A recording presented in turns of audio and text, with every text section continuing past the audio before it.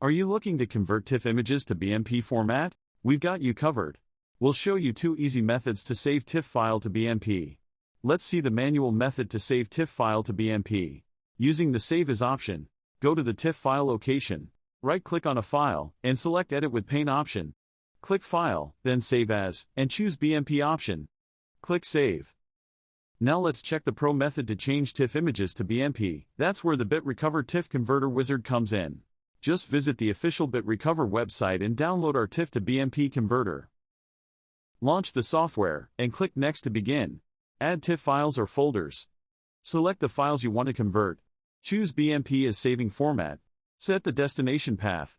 And lastly, click Convert. Let's have a look at the comparison between the manual and professional methods.